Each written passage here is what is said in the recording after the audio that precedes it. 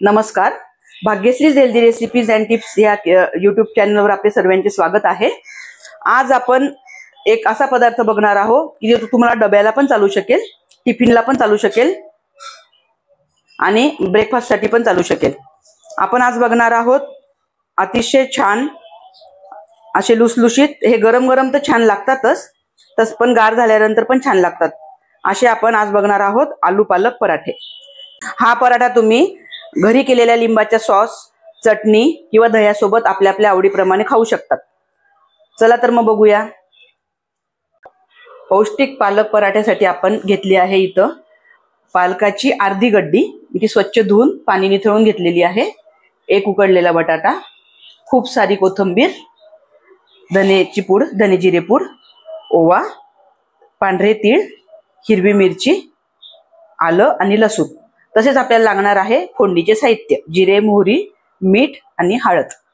आपण आता पालक कट करून घेऊयात आणि बटाटा खिसून घेऊया आणि कोथिंबीर पण बारीक चिरून घेऊया आणि आलं, लसूण आणि मिरचीची पेस्ट करून घेऊयात.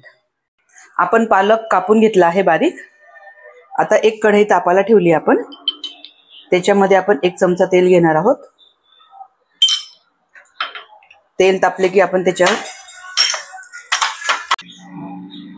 कढईमध्ये आपण एक तेल घेतले 1 चमचावर. तेल तापले आहे. आता आपण त्यात मोहरी घातली आहे, जिरं, आलं लसूण पेस्ट. ह्याच्यातच आपल्याला ओवा आणि तीळ सुद्धा घालायचं आहे. ओवा थोडासा हातावर चुरून घालते.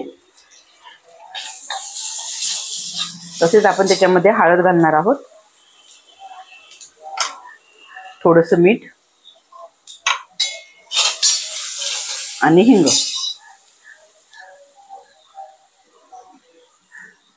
आता आपण बारीक चिरलेला पालक त्याच्यात घालून घेणार आहोत.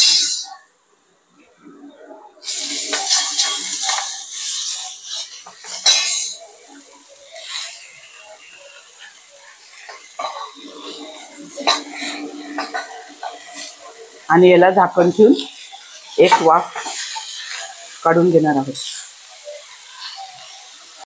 आता याला एक वाफ आली आहे. हे आपण एका ताटात काढून घेऊयात.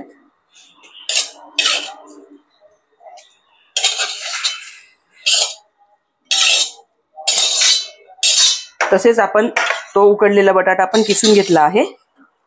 ह्याच्यामध्ये आपण मगाशी थोडं मीठ टाकलं होतं. आता अजून थोडं मीठ टाकूया.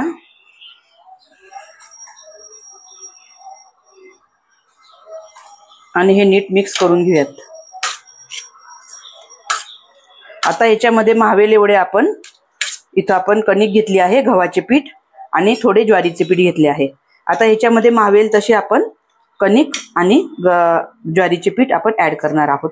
आणि आपण चपातीची कणिक कशी मळतो तसं घट्ट मळून घेणार आहोत.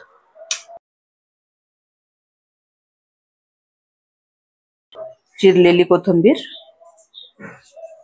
आणि थोडं थोडं पीठ घालून आपण हे मळून घेऊयात.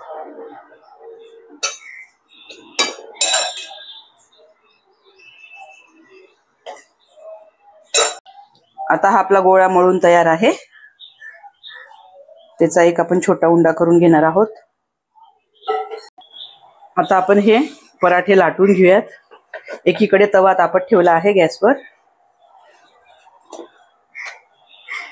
आपण चपाती कसं करतो तसं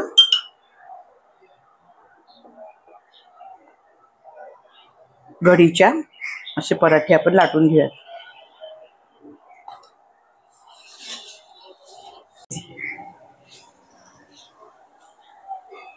छान तांबूस रंगावर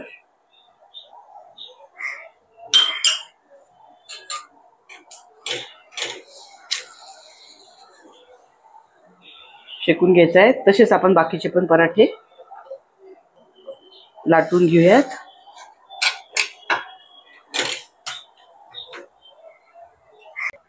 हा दोघी बाजूने छान शेकून झाला आहे. आता आपण हा काढून घेऊयात. तसेच आपण बाकीचे पण पराठे करून घेऊयात.